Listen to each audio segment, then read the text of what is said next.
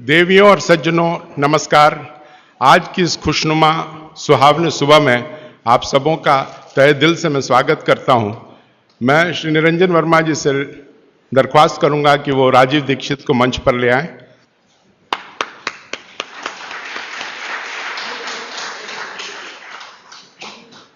व्याख्यान से पहले मैं प्रभावती जयप्रकाश सेवा केंद्र जो इस कार्यक्रम के आयोजक हैं उनका मैं परिचय देना चाहूँगा।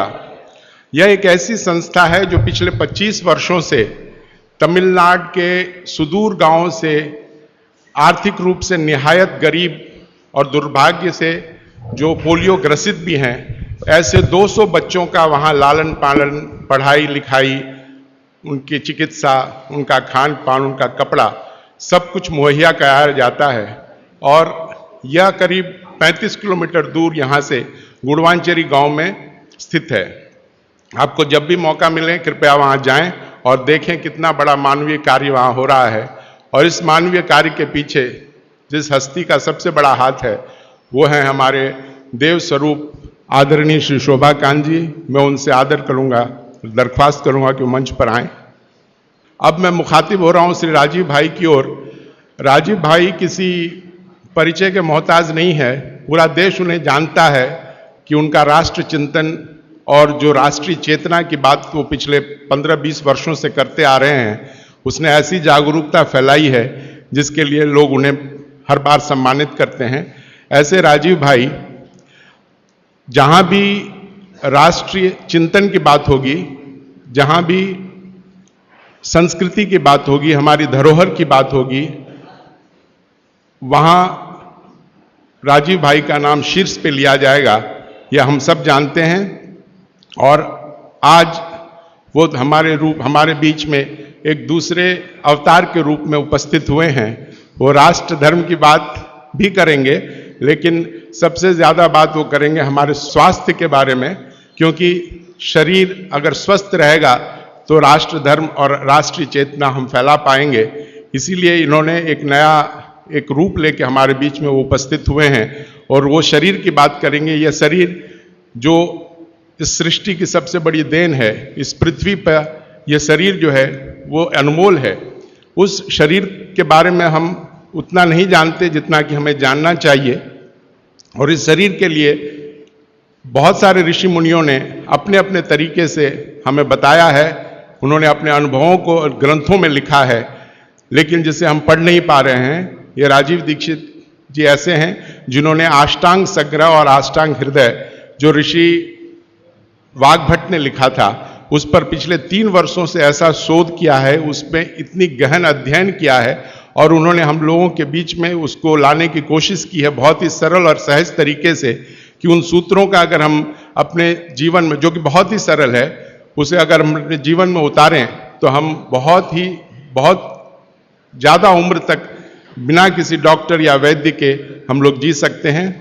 तो मैं अब ज़्यादा नहीं बताना चाहूँगा और मैं अब ये पूरा मंच इस नए कलेवर के साथ एक नए अवतार के रूप में उपस्थित श्री राजीव दीक्षित को सौंपता हूँ। उससे पहले मैं उन्हें सम्मानित करना चाहूँगा। मैं श्री बंसीलाल जी बजाज, जिन्होंने हमें मीडिया के रूप में बहुत अपने पत्रिका में बहुत ज़्यादा हम महत्व दिया पिछले 1 महीनों से, मैं चाहूँगा कि वो आएँ और माला द्वारा उनका स्वागत करें। श्री शोभा कांत जी शॉल उड़ाकर उनको सम्मानित करेंगे।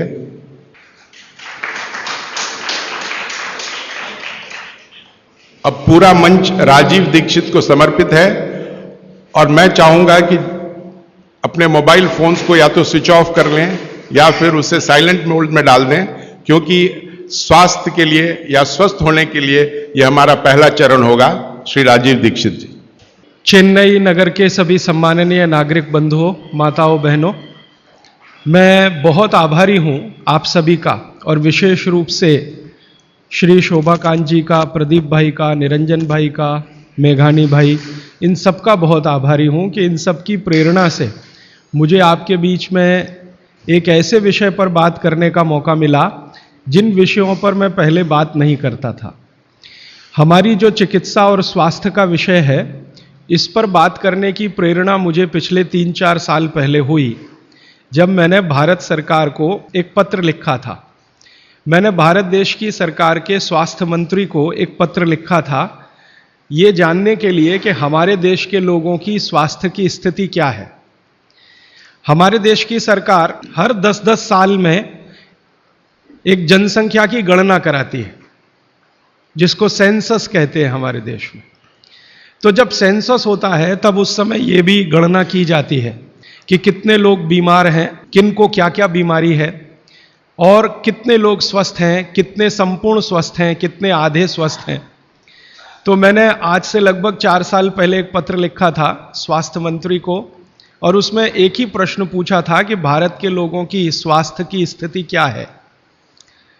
तो हमारे देश के मंत्री महोदय के सचिव ने, सेक्रेटरी ने उत्तर दिया कि देश के लोगों की स्वास्थ्य की जो स्थिति है उसके लिए हम आपको पूरा डाटा भेज रहे हैं, आप उसका अध्ययन करके खुद अंदाज़ा लगा लीजिए। तो सरकार ने जो मुझको डाटा भेजा वो 1-2 पन्ने का नहीं था, वो काफ़ी 600-700 पन्ने का मोटा सा एक पुलिंदा था। उसमें जो सेंसस की रिपोर्ट थी वो पूरी उन्होंने लिखी थी। वो पढ़कर मुझे बहुत परेशानी हो गई।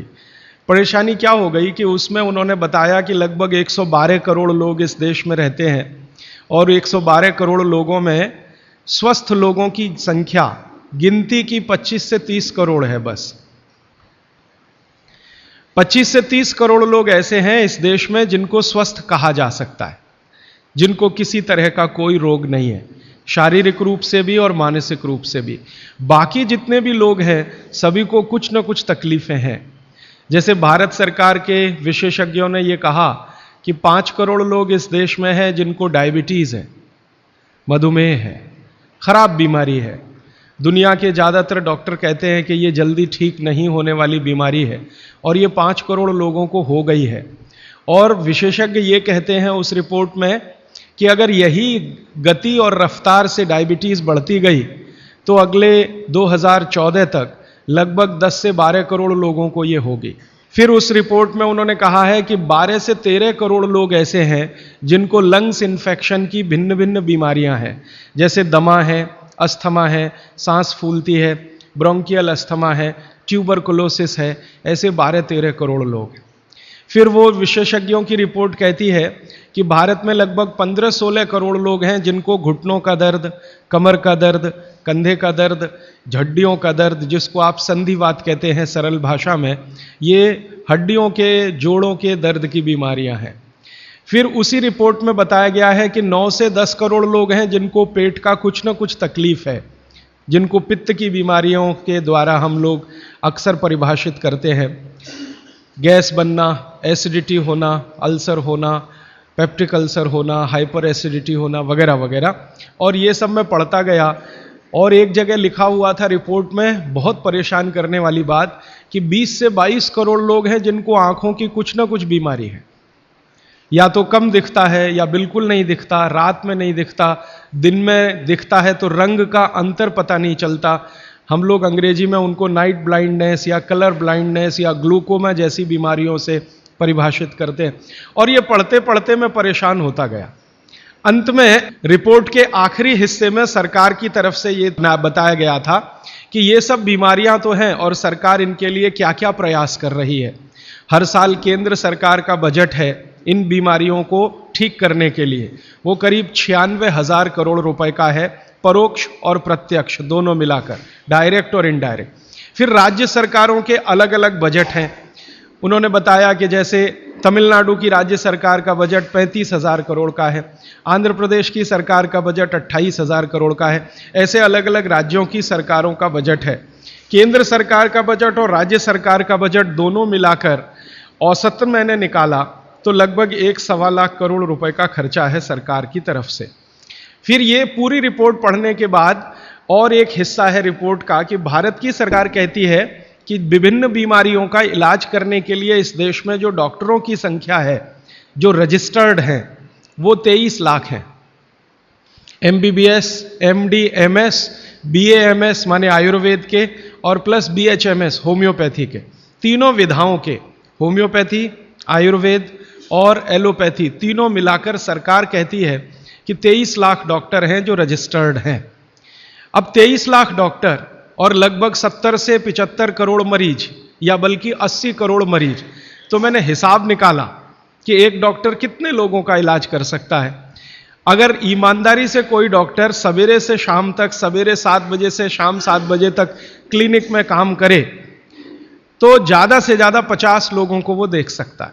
अब 23 लाख डॉक्टर हैं और 50 का उसमें गुणा कर दो तो बीमारों की संख्या और जिनका इलाज हो पा रहा है उनकी संख्या में जमीन आसमान का अंतर है। फिर मैंने एक दूसरा पत्र लिखा और मैंने स्वास्थ्य मंत्री को यह कहा कि ये डॉक्टरों की संख्या तो पर्याप्त नहीं है बीमारों का इलाज करने के लिए। क्या सरकार की ऐसी कोई योजना है कि डॉक्टरों की संख्या बढ़ाई जाए? तो मंत्री के यहां से पत्र आ गया कि भारत की सरकार और राज्य की सरकारों ने अब तक जितने डॉक्टर्स बनाए हैं इनको बनाने में करीब 10 लाख करोड़ से ज्यादा का खर्च हो चुका है। अगर ये संख्या हम दुगनी करें तो 20 लाख करोड़ रुपए हमें चाहिए। सरकार के पास इतना धन उपलब्ध नहीं है, इसलिए ये व्यवस्था कैसे आगे बढ़ेगी मालूम नहीं। फिर मैंने भारत सरकार को याद दिलाया कि भारत सरकार ने एक अंतर्राष्ट्रीय समझौता किया हुआ है जिसमें कई देश शामिल हैं और वो समझौते का टाइटल है 2014 तक सभी स्वस्थ। भारत में सन 2014 तक सभी को स्वस्थ हो जाना है, ये सरकार का समझौता है। तो 2014 तक कैसे होने वाला है? मुझे नहीं लगता कि कोई होने की संभावना है। और सरकार स्वीकार करती है कि जिस गति से सरकार काम कर रही है, अगर सभी हिंदुस्तानियों को स्वास्थ्य दिया जाए, चिकित्सा दी जाए, तो कम से कम 350 साल लगेंगे। ये कैलकुलेशन मैंने कैसे निकाला? हर साल जितने डॉक्टर इस देश में पढ़कर निकल रहे हैं एलोपैथी, होम्योपैथी और आयुर्वेद के, और उसमें देश का जो ग्रोथ रेट है 10%, वो जोड़कर हर साल उनकी संख्या बढ़ती जाए तो 350 साल में सभी को चिकित्सा और स्वास्थ्य मिल जाएगा। अब पता नहीं 350 साल में कितने जीवित बचेंगे और कितने यहां से चले जाएंगे। अब मेरी एक जो दुख की बात है मन की, वो ये कि 350 साल में जनसंख्या अगर जो बढ़ रही है उसको जोड़ दिया इसमें, तो किसी को भी स्वास्थ्य कभी भी उपलब्ध नहीं हो सकेगा। जब ये जानकारी मुझे आई तो मैं बहुत परेशान हुआ और मैंने सोचा कि ये तो बड़ी गंभीर स्थिति है। फिलहाल पिछले कुछ वर्षों से मैं स्वामी रामदेव जी के साथ जुड़ा हूं। उनसे जब मैंने इन सब विषयों पर चर्चा की तो वो भी कहते हैं कि बात तो बहुत गंभीर है, सबको स्वास्थ्य मिलना सरकार के बूते का और सरकार के दम पर और चिकित्सा जो चल रही है इस देश में उसके दम पर तो संभव नहीं है, कोई और रास्ता ढूंढना पड़ेगा। अब दूसरा रास्ता ढूंढने के लिए मैंने भारत देश के कई बड़े चिकित्सकों से बात करना शुरू किया, ऐसे वैद्यों से बात करना शुरू किया जो आयुर्वेद के बड़े पंडित माने जाते हैं इस देश में। विशेष रूप से एक वैद्य हैं हार्डीकर, पूना में रहते हैं और उनका भारत में बहुत बड़ा ऊंचा स्थान है। आजकल हिंदुस्तान के आयुर्वेद चिकित्सा के जो विशेषज्ञ हैं वो उनको आधुनिक चरक कहते हैं, इतनी ऊंची स्थिति है उनकी। हार्डीकर जी की उम्र उनकी लगभग 85 वर्ष हो चुकी है। मैंने हार्डीकर जी से कहा कि भारत की चिकित्सा की जो स्थिति है वो ये है, सरकार कहती है, आप क्या मानते हैं? तो उन्होंने कहा कि भारत में किसी को भी सरकार के भरोसे चिकित्सा कभी नहीं मिल सकती। अगर कोई व्यक्ति चाहे तो अपनी चिकित्सा स्वयं करे तभी रास्ता खुलेगा और कोई रास्ता नहीं। हार्डीकर जी ने एक दिन मुझे कहा कि तुम जानते हो 200 साल पहले हिंदुस्तान में लोग बीमार नहीं थे इतने। तो मैंने कहा आप कैसे कहते हैं? उन्होंने कहा स्टैटिस्टिक्स देख लो, आंकड़े देख लो।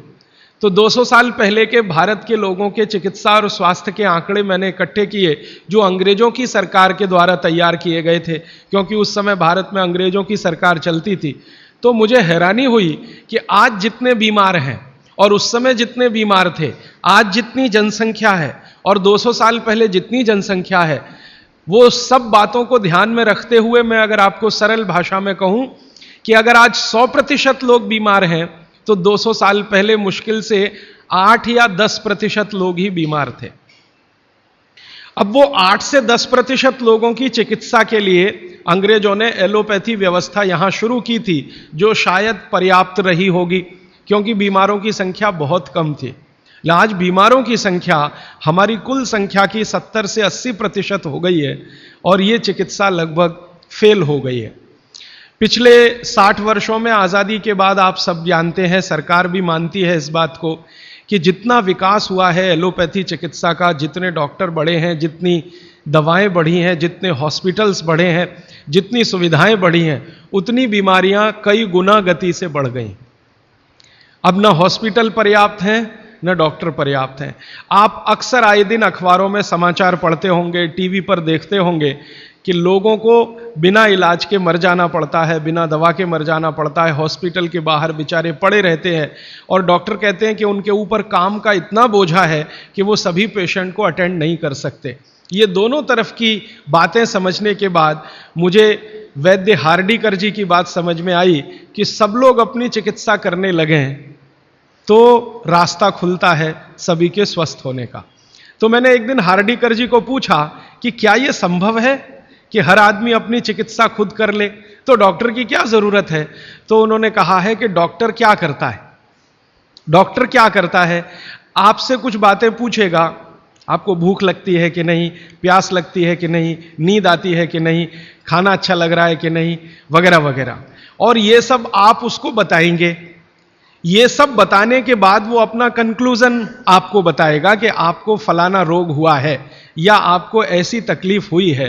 मतलब क्या है, डॉक्टर ने जो कुछ बताया आपके कहने पर, वो कोई भगवान तो नहीं है, ऐसा डॉक्टर तो कहीं नहीं है कि जो आप कुछ भी ना कहो और बता दे कि आपको ऐसा है। शायद 250-300 साल पहले रहे होंगे ऐसे कुछ चिकित्सक जो नाड़ी देखते ही बात करते थे कि आपने 10 दिन पहले ये खाया। हार्डीकर जी ने मुझे बताया कि ऐसे वैद्य रहे हैं इस देश में जो 1 मिनट आपकी नाड़ी पकड़ लें तो बता देंगे कि कल क्या खाया, 2 दिन पहले क्या खाया, 4 दिन पहले क्या खाया, 10 दिन पहले क्या खाया। अब ऐसे लोगों की कमी बहुत है इस देश में, संख्या भी कम है। तो हार्डीकर जी ने मुझे कहा कि आप जो बताते हैं डॉक्टर उस पर से अपना तय करता है, लेकिन उसमें भी वो पक्का नहीं होता।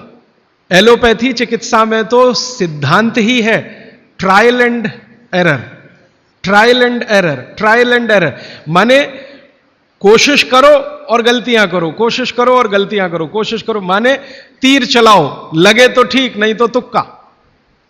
यह बात हार्डीकर जी के मुंह से सुनी तो मुझे लगा कि वो आयुर्वेद चिकित्सक हैं, शायद इसलिए ऐसा बोलते होंगे। फिर मैंने ये बात कंफर्म करने के लिए एलोपैथी के कई बड़े डॉक्टरों से बात की, बहुत बड़े बड़े डॉक्टरों से बात की, दिल्ली में, मुंबई में। वो कहते हैं कि देखो बात तो सही है लेकिन हम इसको जाहिर में नहीं कह सकते, माने आप जैसे लोगों के सामने नहीं कह सकते कि हम सब ट्रायल एंड एरर पे काम करते हैं, हम सब तीर चलाते हैं, लग जाए तो ठीक है नहीं तो तुक्का है। माने आपका जो इलाज किया जाता है वो एक कुछ एजम्पशंस के आधार पर है, कंफर्म कुछ भी नहीं है उसमें। काम कर गया तो ठीक है, नहीं तो आप तो मर ही जाएंगे। डॉक्टर कहेगा मैंने तो बहुत कोशिश की, अब मैं क्या कर सकता हूं, और आप चुपचाप अपने पेशेंट की डेड बॉडी लेके वहां से चले आएंगे। मैं आपको एक बहुत गंभीर बात कहना चाहता हूं। हिंदुस्तान के एलोपैथी चिकित्सा के शीर्षस्थ डॉक्टर जो इस देश में हैं, उनकी एक संस्था है। वो संस्था की एक कॉन्फ्रेंस में मैं चला गया था गलती से, एक डॉक्टर मुझे पकड़ के ले गया था, मेरा जाने का तो कोई अधिकार नहीं था लेकिन डॉक्टर ले गया था। वो कहता था कि तुम सुनना बस बैठ के, हम बात क्या करते हैं, कुछ बोलना नहीं, कुछ कहना नहीं, रिएक्ट नहीं करना, बस सुनना, हम देखो क्या बातें करते हैं। तो उस कॉन्फ्रेंस में 3 दिन में बैठा रहा दिल्ली में। जो बातें होती हैं वो आपको सुना दी जाएं तो आप किसी भी एलोपैथी चिकित्सक के पास नहीं जाएंगे। वो बिल्कुल इस तरह से बातें करते हैं जैसे कोई कसाई बकरे को काटने से पहले बात करता है। ऐसी स्थिति इस देश में आ गई है। फिर 3 दिन सुनने के बाद मैं परेशान हो गया, तो मैंने वो डॉक्टर से कहा मैं जाना चाहता हूं। उसने कहा अब तुम समझ गए हम लोग क्या हैं? तो मैंने कहा ये आपने मुझे समझाया क्यों? तो उन्होंने कहा तुम एक काम कर सकते हो जो हम नहीं कर सकते, कि ये बातें दूसरों को समझा दो।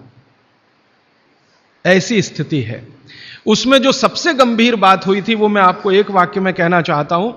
वो ये कहते थे, सभी डॉक्टर एक दूसरे से सहमत होते हुए, कि 250 वर्षों में एलोपैथी चिकित्सा ने एक ही काम किया है, दर्द से लड़ने का, बस, इसके अलावा कुछ नहीं। 250 वर्षों में एलोपैथी चिकित्सा ने एक ही रिसर्च किया है, एक ही काम किया है, एक ही शोध किया है, वो दर्द से लड़ने का। इसके आगे कुछ नहीं है। और ये बात मैं बहुत घंटों घंटों सोचता रहा, तब जाकर मुझे मन में प्रेरणा हुई कि मुझे तो भारत के लोगों को कुछ और बताने की जरूरत है। तब मैंने हार्डीकर जी को पूछा कि अब मेरे समझ में आया, आप बताइए क्या करना चाहिए। तो उनका देखो, आयुर्वेद एक ऐसी चिकित्सा पद्धति है जिसमें महान महान लोगों ने, चरक ऋषि, सुश्रुत ऋषि, बागवट ऋषि, निघंटु ऋषि, पाराशर ऋषि, ये सब महान महान लोगों ने एक बात कॉमन कही है, और वो ये कही है कि जो व्यक्ति मरीज होता है वो सबसे अच्छा डॉक्टर हो सकता है। इसको आप गंभीरता से मनन करते रहिए। ये बात चरक ने भी कही है, सुश्रुत ने भी कही है, बागभट्ट ने कही है, निघंटु ने कही है, पाराशर ने कही है कि जो रोगी होता है वो सबसे अच्छा डॉक्टर हो सकता है, क्योंकि उसको अपने दुख और तकलीफ का जितनी गहराई से महसूस हो सकता है वो किसी भी डॉक्टर को नहीं होता। जो अपने दुख तकलीफ को गहराई से महसूस कर सकता है वो चिकित्सा भी कर सकता है, बस उसको कुछ ज्ञान की जरूरत है। और कुछ ज्ञान, ज्यादा नहीं, थोड़ा सा ज्ञान अगर उसके जीवन में है तो वो कहते हैं कि वो हर तरह की बीमारी से लड़ सकता है और दूसरों को मदद कर सकता है। उनके इस वाक्य से मुझे बहुत प्रेरणा हुई कि जो रोगी है वो सबसे अच्छा चिकित्सक हो सकता है। और आयुर्वेद के जितने बड़े पंडित हैं वो भी मानते हैं इस बात को। वो ये कहते हैं कि आयुर्वेद का 85% हिस्सा, ये बात मैं आप सबको बहुत विनम्रता पूर्वक लेकिन गंभीरता से कह रहा हूं, इसको आप कभी भूलिएगा मत। आपके जीवन के स्वास्थ्य और चिकित्सा का 85% हिस्सा इतना सरल और आसान है कि आप स्वयं उसे कर सकते हैं। मात्र 15% हिस्सा ऐसा है जिसमें आपको किसी विशेषज्ञ की मदद की जरूरत पड़ सकती है। मात्र 15%। अगर परसेंटेज में बात किया जाए तो आप जानते हैं 33% पर आदमी पास हो जाता है, और उसके ऊपर सेकंड डिवीजन, थर्ड डिवीजन, और 60 पे तो फर्स्ट डिवीजन होती है। 75% पे तो डिस्टिंक्शन आ जाती है। मैं 85% की बात कर रहा हूं। 85%, 85% चिकित्सा और स्वास्थ्य का हिस्सा ऐसा है जो आप स्वयं अपने जीवन में कर सकते हैं बिना किसी विशेषज्ञ की मदद के। बस 15% हिस्सा है जिसमें किसी विशेषज्ञ की जरूरत है। और आपको मैं एक आगे की बात कहता हूं कि ये जो 15% हिस्सा है आपकी जिंदगी का जिसमें आपको विशेषज्ञ की जरूरत पड़ती है, ये हिस्से में सबसे कम बीमारियां हैं। सबसे कम बीमारियां, माने जहां आपको विशेषज्ञ की आवश्यकता पड़े आपके जीवन में, वो बीमारियों की संख्या सबसे कम है। और जहां विशेषज्ञ की जरूरत नहीं है आपको अपने जीवन में, वो बीमारियां सबसे ज्यादा है। इसका माने कि हम 85% तो डॉक्टर हो ही सकते हैं। कंक्लूजन इस बात का यह है। अब आप अगर 85% से और बेहतर डॉक्टर होना चाहते हैं तो बागवट ऋषि कहते हैं कि अपने शरीर को थोड़ा जान लीजिए बस। और वो दूसरी महत्व की बात कहते हैं कि अपने भोजन को पहचान लीजिए। शरीर को जान लीजिए, भोजन को पहचान लीजिए, तो वो कहते हैं आप 100% डॉक्टर हो सकते हैं। शरीर को जान लीजिए मतलब थोड़ा फिजियोलॉजी, थोड़ा एनाटॉमी, आज की भाषा में मैं कहूं थोड़ा शरीर विज्ञान आपको मालूम हो। और ये बहुत आसान है आजकल, कोई मुश्किल काम नहीं है। भारत सरकार ने विभिन्न तरह की छोटी छोटी पुस्तकें छपा रखी हैं जो बच्चों को पढ़ाई जाती हैं। एनसीईआरटी के सिलेबस में अब तो ये आ गया है। वो किताबें बाजार में उपलब्ध हैं, आप खरीद लाइए और आपको थोड़ा फिजियोलॉजी तो समझ में आ ही जाएगा, थोड़ा बहुत एनाटॉमी समझ में आ जाएगा। शरीर के क्या क्या अंग हैं, अंगों के क्या क्या उपांग हैं, हृदय है तो कहाँ है, लीवर है तो कहाँ है, किडनी है तो कहाँ है, लीवर का किडनी से क्या संबंध है, किडनी का हृदय से क्या संबंध है, आपस के उनके इंटर रिलेशनशिप है। अब तो एक चार्ट आता है कैलेंडर जैसा, मेरी आपको विनती है कि खरीद के एक टांग लीजिए अपने घर में, आपको भी मदद करेगा, आपके बच्चों को भी मदद करेगा। तो ये हिस्सा बहुत आसान है, मुश्किल नहीं है। बस इसमें जो मुश्किल हिस्सा है वो ये कि शरीर के अंगों के और उपांगों के जो नाम हैं वो जो भाषा में दिए गए हैं वो आपको थोड़ा कम समझती है, तो आप आयुर्वेद वाला ले लीजिए, वो आसानी से समझ में आएगा, उनके आपस के संबंध वगैरह वगैरह। मैं इस विषय पर ज्यादा नहीं जाना चाहता क्योंकि ये उपलब्ध है आपके सामने, और इसमें ज्यादा बात करूंगा तो समय खर्च होगा। आपको सिर्फ संकेत कर रहा हूं कि आज आप चाहें तो आज, नहीं तो एक दो दिन में कुछ ऐसी पुस्तकें फिजियोलॉजी एनाटॉमी की खरीद लें, नहीं तो एक कैलेंडर चार्ट आता है वो ले लें, 2-3 कैलेंडर के चार्ट आते हैं वो ले लें। अभी सरकार ने एक 12 कैलेंडर का चार्ट निकाला है, बहुत ही सरल भाषा में है, बहुत आसान है, उसको घर में टांग कर पलटते रहें, देखते रहें। ज्यादा से ज्यादा 8-10 दिन आप देखेंगे, आपको समझ में आ जाएगा लीवर क्या है, हृदय क्या है, किडनी क्या है, आपस के इनके फंक्शंस क्या है। ये बात भागवत जी कहते हैं कि थोड़ा शरीर को जान लो और भोजन को पहचान लो। अब उसमें आगे उन्होंने एक सूत्र लिखा है संस्कृत में कि शरीर को जानना अगर है तो ठीक है, इसको जरा और समझिएगा, शरीर को जानना है तो ठीक है, लेकिन भोजन को पहचानना सबसे ज्यादा जरूरी। माने उनका कहना यह है कि शरीर को जान लें तो ठीक है, नहीं जाने तो भी भोजन को तो पहचान लें। और भागवत जी ने पूरी विनम्रता से, पूरी गंभीरता से एक बात लिखी है कि जिसने भोजन को पहचान लिया उसको जिंदगी में कभी भी किसी चिकित्सक की जरूरत तो नहीं पड़ेगी। अब भोजन को पहचान लिया माने रसोई घर को पहचान लिया, सीधी सी बात है। और भागवत जी कहते हैं कि जीवन की सबसे बड़ी खोज अगर कोई है तो वो रसोई घर है। और वो कहते हैं कि सबसे बड़ा विज्ञान अगर कोई है तो ये रसोई घर का विज्ञान है, जिसको भोजन विज्ञान कहें या पाक शास्त्र कला कहें, जो भी बात आप कहना चाहें। वो ये कहते हैं कि इससे बड़ी खोज पूरी दुनिया में हुई नहीं और अगले हजारों साल होगी नहीं। इतनी गहरी बात वो कहकर चले गए यहां से। वो कहते हैं कि पिछले हजारों साल में हुई नहीं भोजन से ज्यादा रिसर्च, और अगले हजारों साल में होगी नहीं। और मैं अपने अनुभव से और आप खुद अपने अनुभव से ये बात कह सकते हैं कि दुनिया में भोजन और रसोई पर सबसे ज्यादा रिसर्च अगर कहीं हुई तो भारत में हुई, और अगले हजारों साल भी होगी तो भारत में ही होगी। क्यों? दूसरे देशों में भोजन ही नहीं है, रिसर्च क्या करेंगे? हो भोजन तब तो रिसर्च करें। आप में से बहुत सारे लोग यूरोप गए होंगे, अमेरिका गए होंगे, आप देखिए भोजन क्या है उनके पास, ले दे के एक पाव रोटी और डबल रोटी। अब वो आलू से खा लो या प्याज से खा लो, प्याज से खा लो कि आलू से खा लो, उसको बीच में काट के प्याज भर लो या प्याज बगल में रख के खा लो।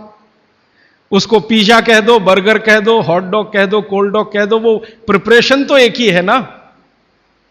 और वो प्रिपरेशन है मैदे का, मैदे को सड़ाकर बनाया हुआ। इसके अलावा उनके पास कुछ है नहीं जिसको फूड स्टफ कहा जाए, माने सॉलिड भोजन, मुख्य भोजन कहा जाए, वो उनके पास एक ही है, पाव रोटी डबल रोटी। उसको वो मछली से भी खा सकते हैं, गाय के मांस से भी खा सकते हैं, बकरे के मांस से भी खा सकते हैं, या वगैरह वगैरह कहीं से कुछ भीख में मिल गया, दाल चावल वगैरह, तो उसके साथ खा सकते हैं, वो सब भीख में मिला हुआ है, उनके यहां कुछ होता है नहीं।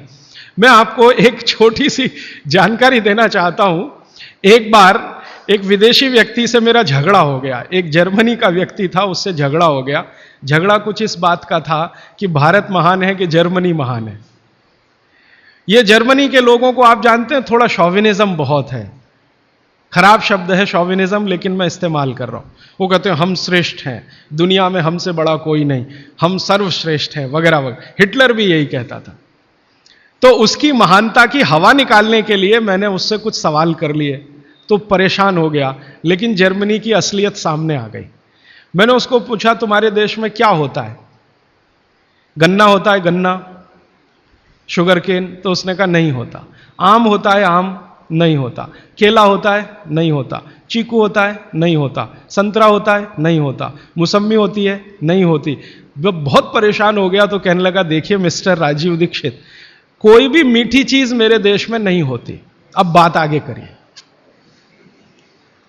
कोई भी मीठी चीज मेरे देश में नहीं होती। एक वाक्य में उसने खत्म कर दिया। फिर मैंने कहा अच्छा चलो मीठी चीज नहीं, कड़वी चीज पूछते हैं। मेथी होती है? मेथी? मेथी तो मीठी नहीं है, तो मेथी होती है? उसने कहा नहीं होती। पालक होता है? नहीं होता। चुकंदर होता है? नहीं होता। फिर थोड़ी देर में परेशान हो गया, कहने लगा हरे पत्ते की कोई चीज मेरे देश में नहीं होती।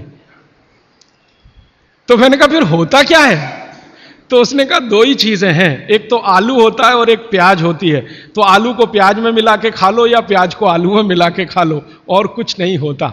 फिर मैंने उसको गिनाना शुरू किया कि देखो भारत में क्या क्या होता है, मीठी चीजों में क्या क्या होता है, खट्टी चीजों में क्या क्या होता है, तीखी चीजों में क्या क्या होता है, कसैली या कड़वी चीजें क्या क्या हैं। 6 रस है ना, षड रस की बात कही जाती है। 6 रस में मैंने गिनाना शुरू किया तो वो कहता है कि यार इसमें तो एक एनसाइक्लोपीडिया लिख जाएगा। मैंने कहा यस, भारत में इतना ही होता है। और मैंने उसको जब ये कहा कि ये हर गांव में होता है, तब तो वो बहुत परेशान हो गए। मैंने कहा हर गांव में होता है, 7,32,000 गांव हैं, हर गांव में ये सब होता है। माने किसी गांव को दूसरे पर निर्भर रहने की जरूरत नहीं है, नमक को छोड़कर। तब उसने कहा कि सच में इंडिया इज ग्रेट। ये ग्रेटनेस है अपने देश की। हमको अगर ये समझ में आती है तो भागवत जी की बातें हमको बहुत अच्छे से समझ में आएंगी। मैं भागवत जी के बारे में 1-2 जानकारी और देकर विषय पर आना चाहता हूं, ये भूमिका के रूप में कह रहा हूं। भागवत जी भारत देश के उन महान ऋषियों में गिने जाते हैं जिन्होंने चरक से भी ज्यादा काम किया।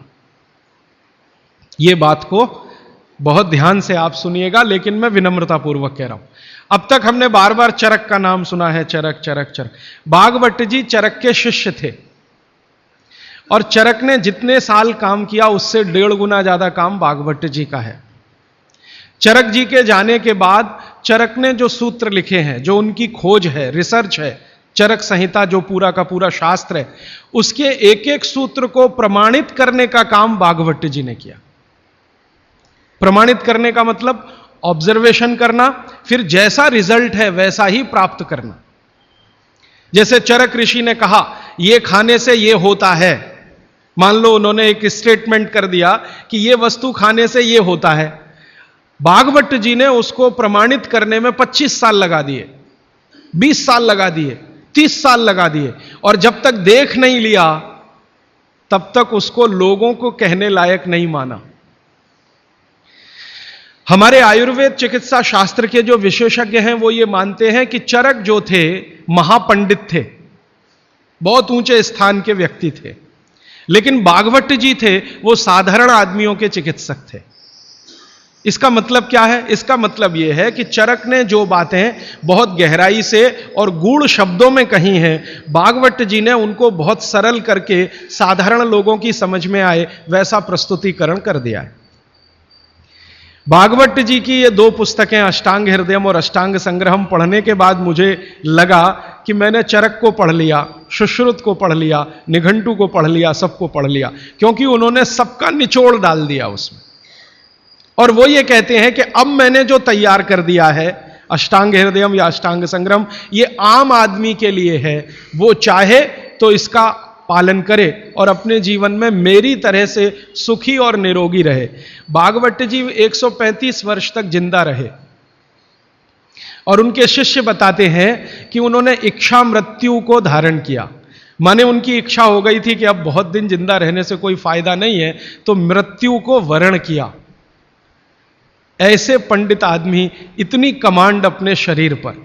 और वो ये कहते हैं जब मृत्यु को जा रहे थे तो उनके शिष्य कह रहे थे कि परेशान हम हो जाएंगे, आप चले जाएंगे। उनका कोई परेशानी नहीं है, ये शरीर छोड़ूंगा, दूसरा धारण करूंगा।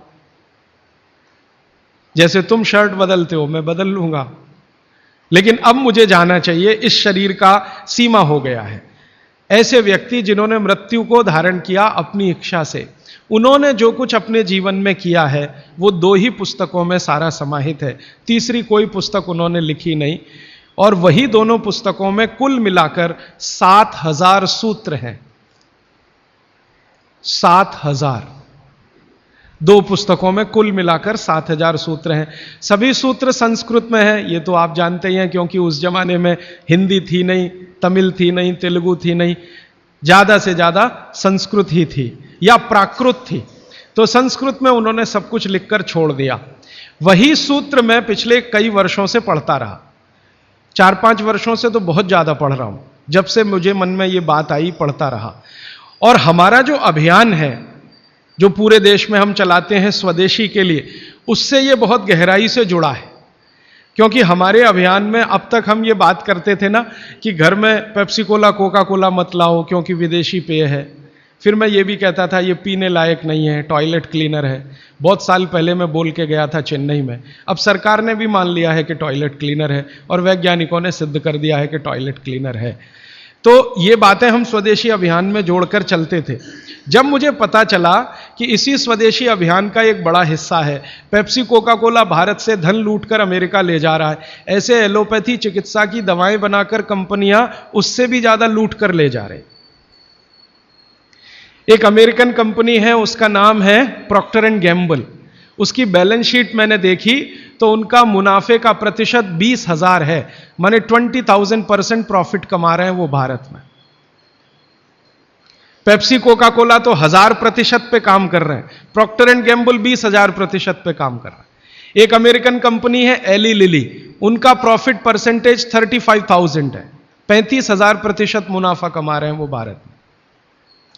तो ध्यान में आया कि विदेशी कंपनियां पेप्सी कोका कोला बेचकर जितना धन कमा रही हैं उससे कई गुना ज्यादा एलोपैथी की दवाएं बेचकर कमा रही हैं, और उस धन को कमाने में भारत के चिकित्सक उनकी थोड़ी मदद कर रहे हैं क्योंकि वो उन्हीं दवाओं का प्रिस्क्रिप्शन लिख रहे हैं जो ये कंपनियां बेच रही हैं।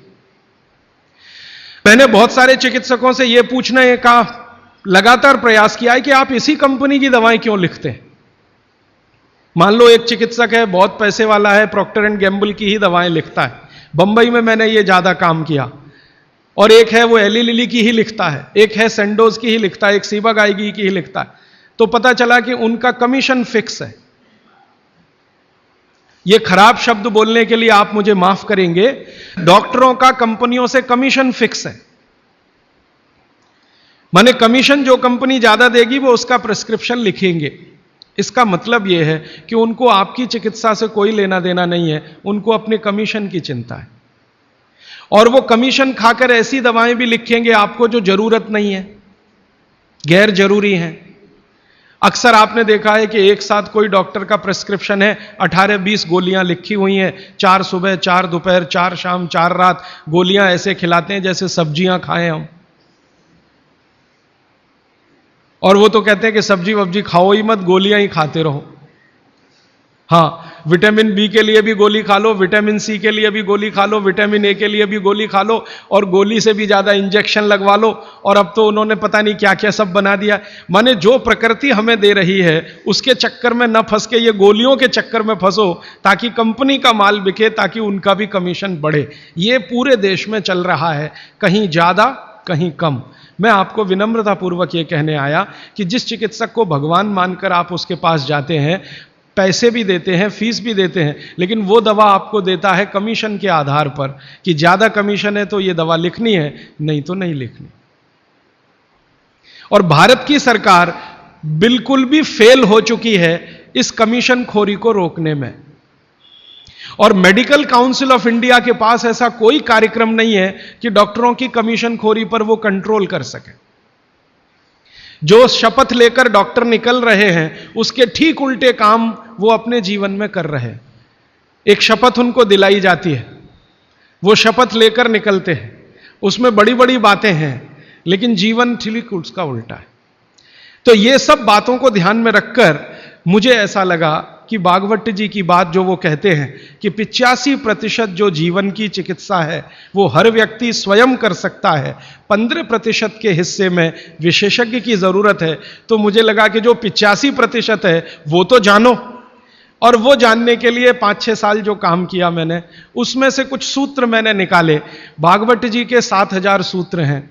सभी सूत्रों पे बात करूं तो कम से कम तो महीना सवा महीना लगता है, वो भी रोज 3 घंटे बात करूं तो मैंने कहा और सोचा कि इतना समय किसी के पास भी नहीं है और शायद मेरे पास भी नहीं है, तो इनमें से कुछ सूत्र हैं जो बहुत जरूरी लगते हैं, वो निकालो। तो भारत में जैसे मैंने हार्डिकर जी का नाम लिया, उनकी मैंने मदद ली इसमें। और हार्डीकर जी के बराबर के कई ऐसे वैद्य हैं, उनकी मदद मैंने ली और मैंने कहा कि आप मुझे बताओ ये सूत्र, ये सूत्र, ये सूत्र, ये सूत्र बहुत ही जरूरी है, बिना इसके आदमी का जीवन ही नहीं चलेगा, ये पहले मुझे बता दो। तो उन्होंने बताना शुरू किया, तो वो 7,000 से घट के 3,000 तक आए। फिर मैंने कहा ये 3,000 में मुझे बताओ, तो 3,000 से 1,000 पर आए, फिर 500 पर आए, फिर 500 से 50 पर आ गए। और वो 50 के बाद भी उन्होंने कहा अगर तुम ये 50 भी नहीं बता सकते तो ये 15 तो जरूर बता दो। तो मैं तो आपको 50 तो कम से कम बताने ही वाला हूं, क्योंकि अगले 5-6 दिन मेरे पास समय है, लेकिन उन 50 में जो 15 हैं वो सबसे महत्वपूर्ण हैं। भागवत जी खुद मानते हैं और उनके नीचे के जितने भी विशेषज्ञ हुए हैं पिछले हजारों सालों में, वो भी मानते हैं कि ये सबसे महत्वपूर्ण सूत्र है। उसमें से पहला सूत्र मैं बात शुरू करता हूं। आपके पास अगर कागज पेन हो तो जरूर निकाल लीजिए, नोटबुक है तो बहुत अच्छा होगा, डायरी है तो बहुत ही अच्छा होगा, क्योंकि पता नहीं दोबारा कब कौन व्यक्ति इस विषय पर आपसे बात करने आएगा। और अगर नहीं है कागज पेन कॉपी तो भी चिंता मत करिए, क्योंकि मैंने पिछले कुछ वर्षों में काम करते करते ये सूत्रों को किताब में भी लिख डाला है। मैंने किताब बना दी है, भागवत संहिता जो है, मैंने भागवत जी की अष्टांग हृदयम और अष्टांग संग्रम, इनके सूत्रों को कलेक्ट करके सेलेक्ट करके 3 भाग में एक पुस्तक बनाई है, पार्ट 1, पार्ट 2, पार्ट 3, अष्टांग हृदयम, भाग 1, भाग 2, भाग 3। मूल लेखक भागवत जी हैं, मैंने सिर्फ सिलेक्शन किया है और सिलेक्शन के साथ आज के हिसाब से उसको थोड़ा विश्लेषित किया है। जैसे मैं एक उदाहरण दूं तो आपको मेरी बात समझ में आए। भागवत जी ने एक सूत्र लिखा, अब मैं संस्कृत में बात नहीं करूंगा क्योंकि समय बढ़ जाएगा। एक सूत्र उन्होंने लिखा कि भोजन को बनाते समय, इसको माताएं बहनें सब बहुत ध्यान से सुने, पुरुष भी सुने तो अच्छा है। भोजन को बनाते समय पवन का स्पर्श और सूर्य का प्रकाश अगर नहीं मिला, किसको? भोजन को। जिस भोजन को आप बना रहे हैं या पका रहे हैं, उसको पकाते समय पवन का स्पर्श और सूर्य का प्रकाश नहीं मिला, वो भोजन कभी नहीं करना। क्यों? तो वो आगे लिखते हैं ये भोजन नहीं विष है। और फिर आगे लिखते हैं कि दुनिया में 2 तरह के विष हैं। एक ऐसे विष होते हैं जो तत्काल असर करते हैं और एक ऐसे विष होते हैं जो धीरे धीरे असर करते हैं।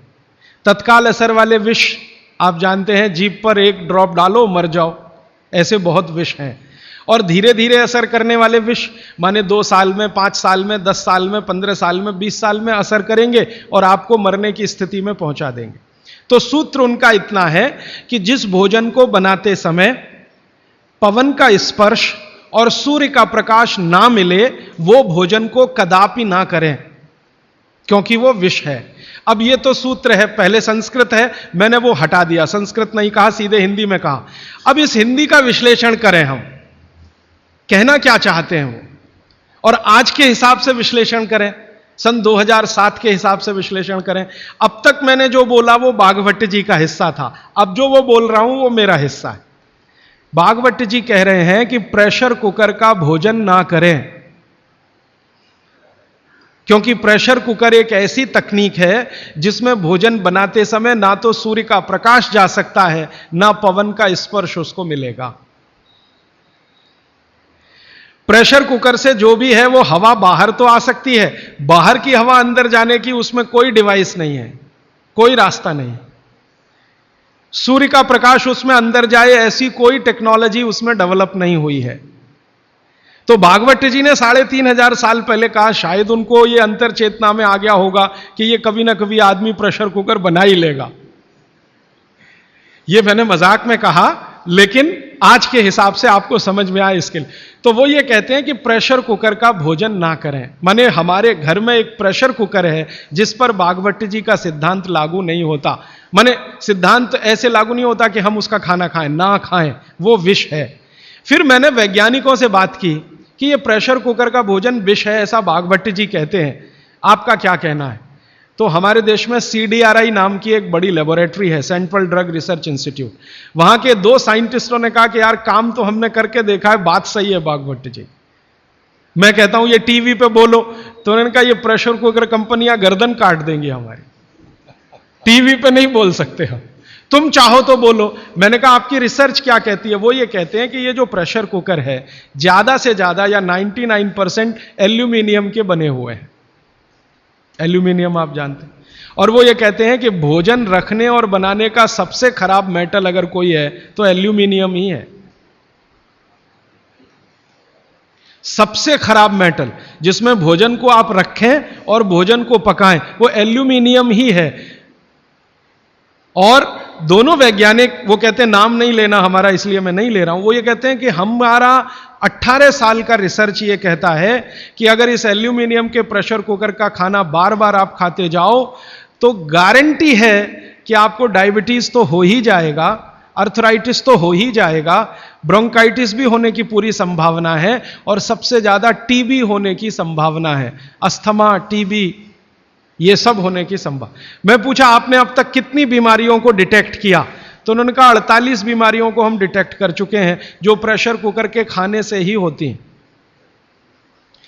और ये दोनों रिसर्चर सबसे ज्यादा इन्होंने रिसर्च किया जेलों में।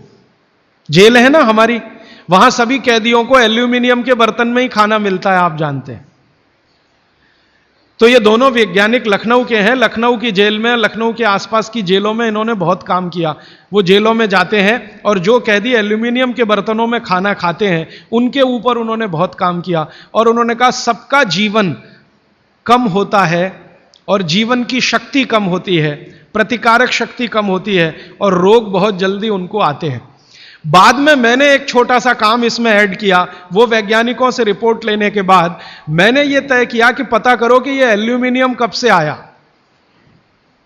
क्योंकि ये ज्यादा पुरानी चीज नहीं है। तो पता चला 100-125 साल पहले आया। 100-125 साल पहले अंग्रेजों की सरकार थी। अंग्रेजों की सरकार के वैज्ञानिकों ने एल्यूमिनियम को हिंदुस्तान में इंट्रोड्यूस कराया। और आपको सुनकर हैरानी होगी कि अंग्रेजों की सरकार का जो पहला नोटिफिकेशन आया एल्यूमिनियम के बर्तन बनाने का, वो जेल के कैदियों के लिए ही आया।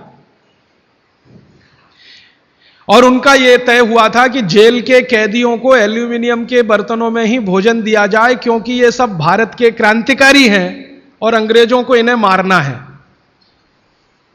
उस जमाने में आप जानते हैं जेल में कोई भी होता था तो वो क्रांतिकारी होता था।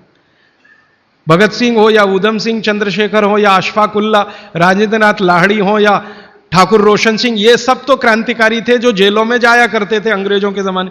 इनको जानबूझकर एल्यूमिनियम के बर्तन में ही खाना देना है ताकि ये जल्दी मरे या मरने की स्थिति में आ जाए। तो समझबूझकर अंग्रेजों की सरकार ने एल्यूमिनियम के बर्तन इस देश में इंट्रोड्यूस किए। अब परिणाम क्या हुआ? अंग्रेज तो चले गए, लेकिन जेलों में आज भी यह नियम चल रहा है कि भोजन एल्यूमिनियम के बर्तनों में ही दिया जाएगा।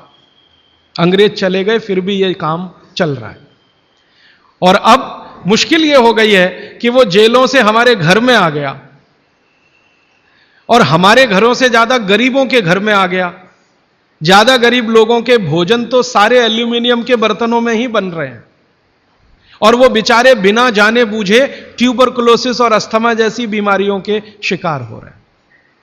तो भागवत जी का सूत्र तो बहुत सरल है, सिंपल है कि जो भोजन को बनाते समय सूर्य का प्रकाश या पवन का स्पर्श ना मिले वो भोजन कभी नहीं करना। मैंने उदाहरण के लिए आपको समझा दिया कि प्रेशर कुकर का भोजन नहीं करना क्योंकि ये जहर है। एक और चीज है अपने घर में, रेफ्रिजरेटर। रेफ्रिजरेटर भी एक ऐसी वस्तु है, एक ऐसी डिवाइस है, एक ऐसी टेक्नोलॉजी है जिसमें सूर्य का प्रकाश नहीं जा सकता, पवन का स्पर्श भी नहीं हो सकता। और एक तीसरी चीज है अपने घर में, माइक्रोवेव ओवन। इसमें भी सूर्य का प्रकाश नहीं जा सकता, पवन का स्पर्श नहीं हो सकता। मतलब सीधा सा यह है कि आधुनिक तकनीकी से बनी हुई चीजें जो हमारे घरों में आई हैं पिछले 15-20 वर्षों में, भागवत जी के अनुसार इनमें रखा हुआ पकाया हुआ भोजन विष है, तो ना करें।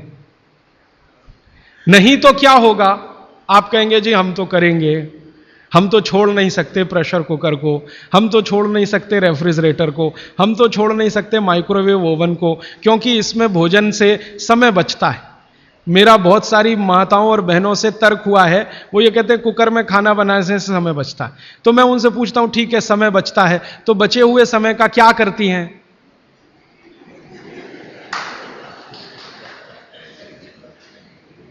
तो ज्यादातर माताओं बहनों का उत्तर है सास भी कभी बहू देखते हैं। इधर प्रेशर कुकर में खाना बना के समय बचा, फिर हमने टीवी के सामने वो समय इन्वेस्ट कर दिया, तो नेट रिजल्ट क्या? और फिर मैं जब उनको समझाता हूं कि ये जो आपने आधा घंटा या 1 घंटा समय बचाया भोजन पकाने में, ये आपका घंटों घंटों हॉस्पिटल में खराब कराएगा। तब 2 घंटे रोज के हिसाब से मान लो बचा लिया, और साल भर में आपने 700-800 घंटे बचा लिए, कल्पना करो। फिर एक दिन हॉस्पिटल में भर्ती हो गए और 2-4 महीने वहां निकल गया, नेट रिजल्ट क्या? वही 0 का 0। तो ये एक सूत्र है जिस पर मैं आपसे बात कर रहा हूं कि भोजन को बनाते समय, पकाते समय कोई ऐसी वस्तु जहां सूर्य का प्रकाश ना जाता हो, पवन का स्पर्श ना होता हो, वो ना करें। अब इसमें विश्लेषण की जरूरत है। भागवती जी तो लिख के चले गए, अब ये क्यों का जवाब हमें ढूंढना है, और इसमें जरूरत हो तो आधुनिक विज्ञान की मदद भी लेनी है। मॉडर्न साइंस ने कुछ लॉजिक डेवलप किए हैं, कुछ ऑब्जर्वेशंस उन्होंने दिए हैं, तो उनकी मदद से ये क्यों ना करें, क्या कारण है, यहां से अब बात मैं शुरू करता हूं। आधुनिक विज्ञान क्या कहता है प्रेशर कुकर के बारे में, ये जाने। प्रेशर कुकर एक ऐसी टेक्नोलॉजी है जो खाने को जल्दी पकाती है, यह है सीधा सा मतलब। अब खाने को जल्दी पकाने के लिए यह प्रेशर कुकर क्या करता है, जो भोजन आपने उसमें अंदर रखा है पकने के लिए उस पर, और जो पानी डाला है आपने भोजन पकाने के लिए उस पर अतिरिक्त दबाव डालता है। यह है प्रेशर। प्रेशर माने दबाव। तो अतिरिक्त दबाव डालने की टेक्नोलॉजी है प्रेशर कुकर। और यह अतिरिक्त दबाव कहां से आता है? प्रेशर कुकर में आपने दाल डाली, ऊपर से पानी डाला, थोड़ा हल्दी मसाले डालकर बंद करके रख दिया। अब उसमें वो एक सीटी लगा दी, वो सीटी लगाई, यही सबसे खतरनाक चीज है पूरे प्रेशर कुकर के। सीटी ना लगाएं तो आपका प्रेशर कुकर आपके लिए अच्छा है। सीटी लगाते ही क्या करता है, पानी गर्म होगा। आप जानते हैं पानी गर्म होने से वाष्पीकरण शुरू होता है, वेपराइजेशन शुरू होता है। तो पानी की वाष्प प्रेशर कुकर में चारों तरफ इकट्ठी हुई, वो वाष्प जो है ना वो दबाव डालती है। किस पर? दाल पर, चावल पर, सब्जी पर। यह दबाव डाल के होता क्या है, दाल, एक कल्पना करिए अरहर की दाल, थोड़ी देर के लिए कल्पना, अरहर की दाल के छोटे छोटे टुकड़े, एक दाल को तोड़कर 2 टुकड़े, जिसको द्विदल कहते हैं। जैन समाज के लोग तुरंत समझ में आ जाएंगे, द्विदल। चने की दाल, अरहर की दाल, ये सब द्विदल है। इसको तोड़कर आपने दाल बनाई है। अब ये दाल पानी में पड़ी है, नीचे से गर्म और ऊपर से भाप का दबाव, तो ये दाल जो है ना फट जाती है। फटना समझते हैं? वो दरकना शुरू हो जाता है। उसके अंदर के जो मॉलिक्यूल हैं, दाल के अंदर जो अणु हैं, वो अणु एक दूसरे को जो जकड़कर बैठे हुए हैं, ये पानी का प्रेशर उन अणुओं को तोड़ता है और दाल दरकना शुरू होती है। वो दाल दरक जाती है और पानी इतना गर्म होता है तो उबल जाती है, पकती नहीं है, उबलती है। पकना और उबलने में अंतर है। तो उबल जाती है और दरक जाती है। आप खोलते हैं, 5 मिनट बाद आपको लगता है दाल पक गई है। पक नहीं गई है, वो थोड़ी सॉफ्ट हो गई है, नरम हो गई है, क्योंकि नीचे से गर्मी पड़ी, ऊपर से प्रेशर पड़ा वाष्प का। वो पकी नहीं है, उबल गई है और उसका सॉफ्टनेस बढ़ गई है। तो आपने खा लिया तो आपने कहा पकी हुई दाल खा ली। माफ करिए, दाल पकी हुई नहीं है। फिर आप बोलेंगे जी पकी हुई दाल और इस दाल में क्या अंतर है? पकी हुई दाल का आयुर्वेद में एक सिद्धांत है। आयुर्वेद में वैसे सभी सिद्धांत हैं, उसमें से एक मैं आपसे बता रहा हूं।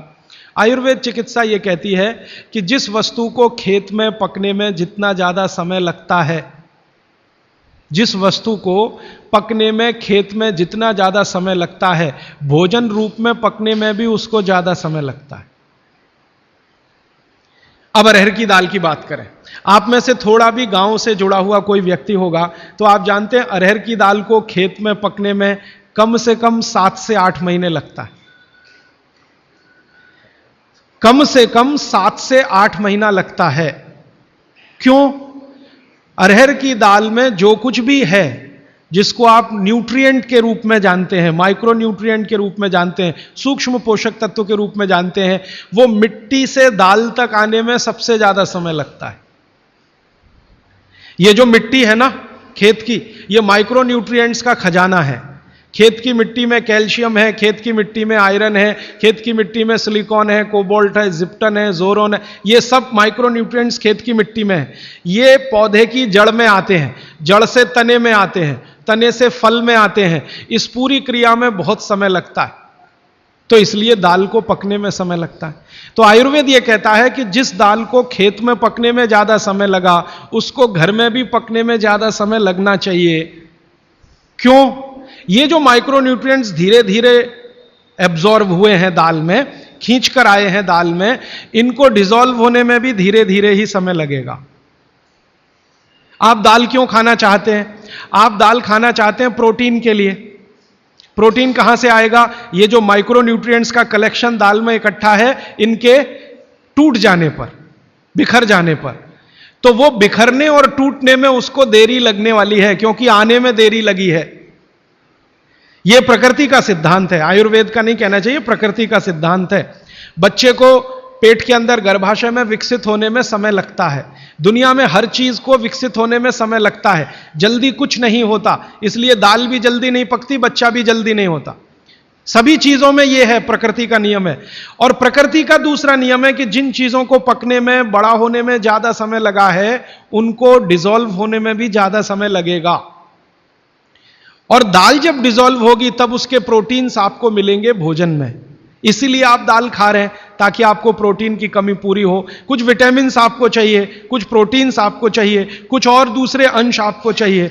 तो आयुर्वेद का नियम बिल्कुल सीधा है कि दाल ज्यादा देर में पकी है तो घर में भी ज्यादा देर में पके। अब मेरे समझ में आया कि हमारे पुराने लोग जो बुजुर्ग थे वो कितने बड़े वैज्ञानिक थे। मैं एक बार जगन्नाथपुरी गया था, आप भी गए होंगे। तो वहां भगवान का प्रसाद बनाते हैं तो प्रेशर कुकर में नहीं बनाते, आप जानते हैं। हालांकि वो चाहें तो प्रेशर कुकर रख सकते हैं, क्योंकि जगन्नाथपुरी के मंदिर के पास करोड़ों रुपए की संपत्ति है। तो मैंने मंदिर के महंत को पूछा कि ये भगवान का प्रसाद, माने वहां दाल और चावल मिलता है प्रसाद के रूप में, वो मिट्टी की हांडी में क्यों बनाते हैं? आप में से जो भी गए हैं जगन्नाथपुरी, आप जानते हैं वो मिट्टी की हांडी में दाल मिलती है और मिट्टी की हांडी में चावल मिलता है, या खिचड़ी मिलती है, जो भी मिलता है प्रसाद के रूप में। तो मैंने महंत को पूछा कि आप ये मिट्टी की हांडी में ही क्यों बनाते हैं? तो उसने एक ही वाक्य कहा, मिट्टी पवित्र होती है। तो ठीक है, पवित्र होती है, ये हम सब जानते हैं। लेकिन वो जो नहीं कह पाया महंत, वो आपको मैं कहना चाहता हूं कि मिट्टी न सिर्फ पवित्र होती है, बल्कि मिट्टी सबसे ज्यादा वैज्ञानिक होती है। क्योंकि हमारा शरीर मिट्टी से बना है, मिट्टी में जो कुछ है वो शरीर में है, और शरीर में जो है वो मिट्टी में है। हम जब मरते हैं ना और शरीर को जला देते हैं तो 20 ग्राम मिट्टी में बदल जाता है पूरा शरीर। 70 किलो का शरीर, 80 किलो का शरीर मात्र 20 ग्राम मिट्टी में बदल जाता है, जिसको राख कहते हैं। और इस राख का मैंने विश्लेषण करवाया एक लेबोरेटरी में, तो उसमें कैल्शियम निकलता है, फास्फोरस निकलता है, आयरन निकलता है, जिंक निकलता है, सल्फर निकलता है, 18 माइक्रो न्यूट्रिएंट्स निकलते हैं मरे हुए आदमी की राख में। ये सब वही माइक्रो न्यूट्रिएंट्स हैं जो मिट्टी में है।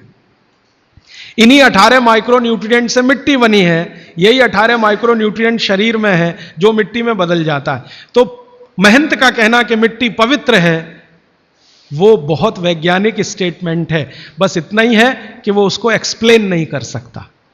एक्सप्लेन क्यों नहीं कर सकता? आधुनिक विज्ञान उसने नहीं पढ़ा या उसको मालूम नहीं है। लेकिन आधुनिक विज्ञान का रिजल्ट मालूम है, पवित्रता, रिजल्ट उसे मालूम है, विश्लेषण नहीं मालूम। वो हमारे जैसे मूर्खों को मालूम है। मैं अपने को उस महंत की तुलना में मूर्ख मानता हूं। क्यों? क्योंकि मुझे यह विश्लेषण करने में 3 महीने लग गए, वो बात 3 मिनट में समझा दिया कि मिट्टी पवित्र है।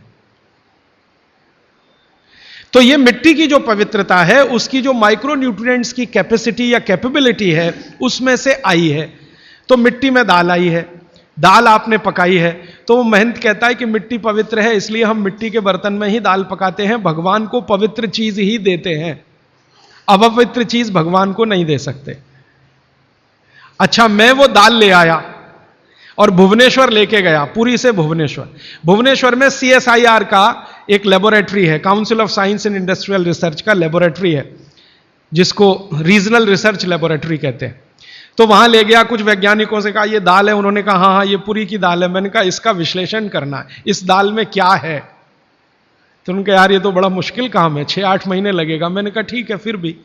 तो उन्होंने कहा हमारे पास पूरे इंस्ट्रूमेंट नहीं है, हमारे पास जो जो चाहिए वो नहीं है, आप दिल्ली ले जाओ तो बेहतर है। तो मैंने कहा दिल्ली ले गया तो खराब तो नहीं होगी? उन्होंने कहा नहीं होगी, क्योंकि ये मिट्टी में बनी है। तो पहली बार मुझे समझ में आया मिट्टी में बनी है तो खराब नहीं होगी। तो मैं ले गया दिल्ली तक, सच में ले गया। और भुवनेश्वर से दिल्ली पहुंचने में आप जानते हैं करीब करीब 36 घंटे से ज्यादा लगता है। दिल्ली में दिया, कुछ वैज्ञानिकों ने उस पर काम किया और उनका जो रिजल्ट है, जो रिसर्च है, जो रिपोर्ट है वो ये है कि इस दाल में एक भी माइक्रो न्यूट्रिएंट कम नहीं हुआ पकाने के बाद भी। इस दाल में एक भी माइक्रो न्यूट्रिएंट कम नहीं हुआ पकाने के बाद भी। फिर मैंने उन्हीं वैज्ञानिकों को कहा कि भैया प्रेशर कुकर की दाल का भी जरा देख लो। तो उन्होंने कहा ठीक है वो भी देख लेते हैं। तो प्रेशर कुकर की दाल को जब उन्होंने रिसर्च करके देखा तो उन्होंने कहा इसमें माइक्रो न्यूट्रिएंट्स बहुत ही कम है। मैं पूछा परसेंटेज वाइज बता दो। तो उन्होंने कहा अगर अरहर की दाल को मिट्टी की हांडी में पकाओ और 100% माइक्रो न्यूट्रिएंट्स हैं तो कुकर में पकाने में 13% ही बचते हैं, 87% नष्ट हो गए। मैं पूछा कैसे नष्ट हुए? तो उन्होंने कहा ये जो प्रेशर पड़ा है ऊपर से और इसने दाल को पकने नहीं दिया, तोड़ दिया, मॉलिक्यूल्स टूट गए हैं, तो दाल तो बिखर गई है, पकी नहीं है, बिखर गई है, सॉफ्ट हो गई है। तो खाने में हमको ऐसा लग रहा है कि ये पका हुआ खा रहे हैं, लेकिन वास्तव में वो नहीं है। पके हुए से मतलब ये होता है कि जो माइक्रो न्यूट्रिएंट्स आपको कच्चे रूप में शरीर को उपयोग नहीं आते उनको आप उपयोगी बना लें, इसको पका हुआ कहते हैं आयुर्वेद में। जो सूक्ष्म पोषक तत्व कच्ची अरहर की दाल खाने में शरीर को उपयोगी नहीं आएंगे, वो उपयोगी आने लायक बनाएं, उसको पका हुआ कहा जाता है या कहेंगे। तो उन्होंने कहा कि ये मिट्टी की हांडी की दाल बहुत बहुत क्वालिटी में ऊंची है, बशर्ते कि आपके प्रेशर कुकर की। और दूसरी बात तो आप सभी जानते हैं, वो मुझे सिर्फ रिपीट करनी है कि मिट्टी की हांडी की बनाई हुई दाल को खा लीजिए तो जो उसका स्वाद है वो जिंदगी भर नहीं भूलेंगे आप। इसका मतलब क्या है? भारत में चिकित्सा का और शास्त्र पाक कला का ऐसा विज्ञान विकसित हुआ है जहां क्वालिटी भी मेंटेन रहेगी और स्वाद भी मेंटेन रहेगा। तो मिट्टी की हांडी में बनाई हुई दाल को खाएं तो स्वाद बहुत अच्छा है और शरीर की पोषकता उसकी इतनी जबरदस्त है कि दाल का सही खाने का मतलब उसमें है। तब मैंने गांव गांव घूमता रहता हूं तो पूछना शुरू किया, तो बोलते हैं लोग कि ज्यादा नहीं 30-40 साल पहले सब घर में मिट्टी की हांडी की दाल थी। मेरी दादी को पूछा तो दादी कहती है कि हम तो जिंदगी भर मिट्टी की दाल ही खाते रहे। तब मेरे समझ में आया कि मेरी दादी को डायबिटीज क्यों नहीं हुआ। तब मुझे समझ में आया उसको घुटने का दर्द क्यों नहीं हुआ। तब मुझे समझ में आया उसके 3200 दांत मरने के दिन तक सुरक्षित थे, क्योंकि हमने उसका अंतिम संस्कार किया। अगले दिन जब राखी लेने गए तो सारे दांत उसके 32 के 32 निकले। तब मेरे समझ में आया कि 94 साल की उम्र तक मरते समय चश्मा क्यों नहीं लगा उसकी आंखों पे, और जीवन के आखिरी दिन तक अपने कपड़े खुद अपने हाथ से धोते हुए मरी थी। यह कारण है कि शरीर को आवश्यक माइक्रो न्यूट्रिएंट्स की पूर्ति अगर नियमित रूप से होती रहे तो आपका शरीर ज्यादा दिनों तक बिना किसी दूसरे की मदद के काम करता है। तो माइक्रो न्यूट्रिएंट्स पूरा सप्लाई मिला दाल में, जो खाई थी उसने मिट्टी की हांडी में पका पका के। और न सिर्फ दाल पकाती थी वो मिट्टी की हांडी में, बल्कि दूध भी मिट्टी की हांडी में पकाती थी, घी भी मिट्टी की हांडी से ही निकालती थी, दही का मट्ठा भी मिट्टी की हांडी में ही बनता था। अब मेरे समझ में आया कि हजारों साल से मिट्टी के बर्तन क्यों इस देश में आए। हम भी एल्यूमिनियम बना सकते थे। देखिए बात मैं आपसे कहने जा रहा हूं वो ये कि हिंदुस्तान भी 2000 साल पहले, 5000 साल पहले एल्यूमिनियम बना सकता था, क्योंकि एल्यूमिनियम का रॉ मटेरियल इस देश में भरपूर मात्रा में है। बॉक्साइट, हिंदुस्तान में बॉक्साइट के खजाने भरे पड़े हैं, कर्नाटक बहुत बड़ा भंडार, तमिलनाडु, आंध्र प्रदेश बॉक्साइट के बड़े भंडार हैं। हम भी बना सकते थे, अगर बॉक्साइट है तो एल्यूमिनियम बनाना कोई मुश्किल काम नहीं है, लेकिन हमने नहीं बनाया क्योंकि उसकी जरूरत नहीं थी। हमको जरूरत थी मिट्टी की हांडी की, इसलिए हमने मिट्टी की हांडी बनाई और उसी पर सारे रिसर्च और एक्सपेरिमेंट किए। इसलिए कुम्हारों की एक पूरी की पूरी जमात इस देश में खड़ी की गई कि तुमको भैया मिट्टी के ही बर्तन बनाने हैं। माने तुमसे बड़ा वैज्ञानिक कौन? अब ये कुम्हार जो इतने बड़े वैज्ञानिक हैं इस देश के, जो मिट्टी के बर्तन बनाकर हजारों साल से दे रहे हैं हमारे स्वास्थ्य की रक्षा करने के लिए, हमने उनको नीची जाति बना दिया। हम कैसे मूर्ख लोग! वो नीचे कहां है जरा बताइए। अगर प्रेशर कुकर की कंपनी जो बना रही है प्रेशर कुकर वो ऊंचा आदमी है, तो ये कुम्हार नीचा कैसे हो गया? ये ऊंचा नीचा हमने डाल दिया इस देश में, इसी ने देश का सत्यानाश कर दिया। ये ऊंचा नीचा कुछ तो अंग्रेजों ने डाला, कुछ अंग्रेजों के पहले जो मुसलमान थे उन्होंने डाला, और कुछ अंग्रेज और मुसलमानों के जाने के बाद हम काले अंग्रेजों ने इसको ऐसा पक्का बना दिया कि कुम्हार इस देश में बैकवर्ड क्लास है।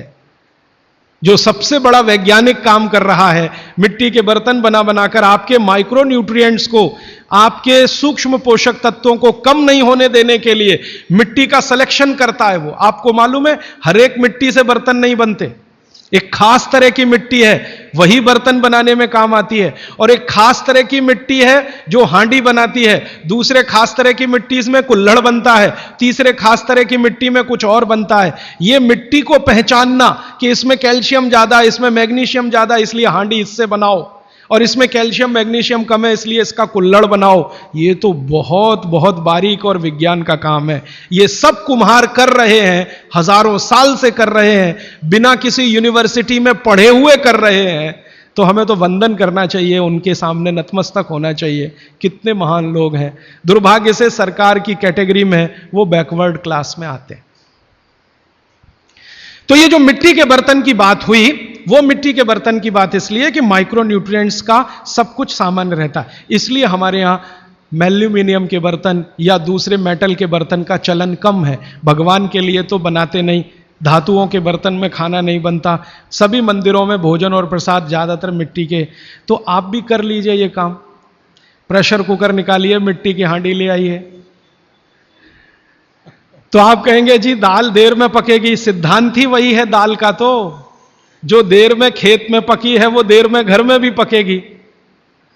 तो आप बोलेंगे फिर टाइम मैनेजमेंट कैसे होगा? मैं आपको सरल बता देता हूं, दाल को हांडी में रख के चढ़ा दीजिए, बाकी सब काम करते रहिए, घंटे डेढ़ घंटे में पक जाएगी, उतार लीजिए, फिर खा लीजिए। घंटे डेढ़ घंटे में आपके झाड़ू पोछा, दूसरे बर्तन साफ करना, कपड़े साफ करना, या जो भी काम करना है, पढ़ना लिखना, बच्चों को पढ़ाना, वो करते रहिए, वो दाल पकती रहेगी। ये है भागवत जी का सूत्र कि ऐसा भोजन नहीं करना जो बनाते समय, पकाते समय सूर्य के प्रकाश से वंचित हो और पवन के स्पर्श से वंचित हो। यह तभी संभव है जब आप खुले बर्तन में खाना बनाएं तो पवन भी अंदर आए और सूर्य का प्रकाश की किरणें भी अंदर आए खुले बर्तन में, और वो खुला बर्तन सबसे अच्छा मिट्टी का हांडी। आप कहें जी मिट्टी की हांडी के बाद अगर कोई चीज है तो हमारे यहां एक मेटल बनता है जिसको आप लोग कहते हैं एलॉय है, कांसा। कांसा आपने सुना है, शायद देखा भी हो किसी के घर में। तो दूसरा सबसे अच्छा माना जाता है कांसा, तीसरा सबसे अच्छा माना जाता है पीतल। अब ये कांसे और पीतल में भी हमने काम कर लिया कि अरहर की दाल को कांसे के बर्तन में पकाएं तो उसके सिर्फ 3% माइक्रो न्यूट्रिएंट कम होते हैं, 97% मेंटेन रहते हैं। पीतल के भगोने में पकाएं तो 7% कम होते हैं, 93% बचे रहते हैं। लेकिन प्रेशर कुकर में बनाएं तो सिर्फ 7% बचते हैं, बाकी खत्म होते हैं। अब आप तय कर लीजिए, आपको लाइफ में क्वालिटी चाहिए तो आपको मिट्टी की हांडी की तरफ ही जाना पड़ेगा। क्वालिटी ऑफ लाइफ की अगर बात आप करेंगे, माने जो खा रहे हैं वो पूरे शरीर में पोषकता दे, ये लाइफ की क्वालिटी की बात आप करेंगे तो मिट्टी की हांडी की तरफ ही जाना पड़ेगा। माने भारत की तरफ वापस लौटना पड़ेगा, इंडिया से। अभी हम हैं इंडिया में, जो बनाया अंग्रेजों ने या बना दिया अमरीकियों ने। इस इंडिया से निकल के भारत की यात्रा करनी पड़ेगी। और मैंने पिछले 1-2 वर्षों में ये बातें गांव-गांव में कहना शुरू किया है, तो इसका परिणाम पता है क्या? कि कुम्हारों की इज्जत बढ़ गई है गांव में। गांव वाले समझते हैं कि ये तो कोई बड़ा काम कर रहे हैं हमारे लिए। और मैं मानता हूं कि मेरे व्याख्यान की अगर कोई सार्थकता है तो वो ये कि कुम्हारों की इज्जत इतनी बढ़ जाए कि वो पंडितों के बराबर आ जाएं, क्योंकि वो किसी से नीचे नहीं है, क्योंकि वो किसी से छोटे नहीं है। भले वो मिट्टी के बर्तन बना रहे हैं, बहुत वैज्ञानिक काम वो कर रहे हैं। और मजे की बात कि वो हांडी बना के आपको 20-25 रुपए में ही दे रहे हैं, प्रेशर कुकर तो 250-300 रुपए का है। और सबसे मजे की बात कि ये हांडी जब खत्म होगी, माने इसकी लाइफ पूरी हो जाएगी, तो ये हांडी फिर मिट्टी में मिल जाएगी और फिर वही मिट्टी से हांडी बन जाएगी। दुनिया में ऐसी कोई वस्तु नहीं है। प्रेशर कुकर के बारे में तो नहीं कह सकते आप, बायोडिग्रेडेबल है। तो आप कोशिश करें अपने घर में थोड़ा परिवर्तन करें। अब मैं आखिरी बात जो आज की कह रहा हूं वो ये, मैंने पिछले 2 वर्षों में मैं होम्योपैथी की भी चिकित्सा करता हूं। तो बहुत सारे पेशेंट मुझे फोन करते हैं, राजीव भाई ये। तो मैंने कुछ पेशेंट को खास कर कहा कि देखो भैया, आपको मैं कोई दवा नहीं दूंगा। तो कहने लगे फिर बीमारी कैसे ठीक होगी? मैंने कहा एक ही काम करो, मिट्टी की दाल खाना शुरू करो, मिट्टी की हांडी में रखी हुई दाल खाना शुरू करो। चावल खाना है तो मिट्टी की हांडी का। कहने लगे राजीव भाई कौन करेगा ये सब? मैंने कहा आपकी बीवी करेगी या आप करोगे? अगर जिंदगी चाहिए तो झक मार के आप करोगे, नहीं तो अमेरिका जाओ, कनाडा जाओ, जर्मनी जाओ, लाखों रुपए खर्च करो, फिर भी झक मार के वापस आओ, डॉक्टर कहेगा इलाज नहीं है। तो आप देख लो, तो जो गंभीर मरीज हैं वो आप जानते हैं वो कुछ भी करेंगे जो आप कहें। तो मेरे पास कुछ डायबिटीज के क्रोनिक पेशेंट हैं, बहुत क्रोनिक, जिनका यूनिट, शुगर यूनिट 480 के ऊपर है। ऐसे 100 से ज्यादा पेशेंट, कुछ गुजरात में है, कुछ राजस्थान में और कुछ बंबई में। मैंने उनको कहा ध्यान से मिट्टी का बर्तन ले आओ और शुरू करो। अब बर्तन लाने में तकलीफ हुई तो कुम्हार को ढूंढना पड़ा, तो लेकिन मिल गया। वो 8 से 9 महीना हो गया नियमित रूप से मिट्टी की दाल और मिट्टी का चावल, माने हांडी की दाल और हांडी का चावल, हांडी की खिचड़ी नियमित रूप से खा रहे हैं। और अब तो उन्होंने मिट्टी का तवा भी ले आया अपने घर में रोटी बनाने के लिए। बाजरी की रोटी बहुत अच्छी बनती है इस मिट्टी के तवे पे, तो रोटी भी उसी की खा रहे हैं। 8 महीने के बाद सबका शुगर टेस्ट किया है तो 480 यूनिट वाला अभी 180 यूनिट पे है, बिना किसी मेडिसिन के, बिना किसी इंजेक्शन के, बिना किसी टॉनिक के। और होम्योपैथी की कोई दवा नहीं दी मैंने उनको। कुछ लोगों को ज्यादा परेशान थे, दवा भी दो, उनको प्लेसिबो दे दिया। प्लेसिबो समझते हैं? खाली गोली, दवा नहीं डाली। तो पेशेंट को लग रहा है कि मैं दवा खा रहा हूं, दवा खा के अच्छा हो रहा हूं। मुझे मालूम है कि वो कोई दवा नहीं है, वो प्लेसिबो है, वो अच्छा हो रहा है उस मिट्टी की दाल खा के, मिट्टी का चावल खा के, मिट्टी की खिचड़ी खा के। रिजल्ट ये है। तब मैंने मान लिया कि बाघभट्ट सच में महान आदमी थे। वो एक सूत्र लिख गए कि आप ऐसा भोजन मत करो जिसमें सूर्य का प्रकाश ना जाए, पवन का स्पर्श ना हो। तो वो आपके लिए अमृत तत्व है, भोजन नहीं है, वो अमृत जैसा है। ये एक सूत्र पूरा होता है, 8:30 का समय हो गया है। आगे कल दूसरा सूत्र, तीसरा, ऐसे कर करके जो सबसे जरूरी 15 है वो पहले बताऊंगा और उसके आगे बढ़ता जाए। आभार, धन्यवाद।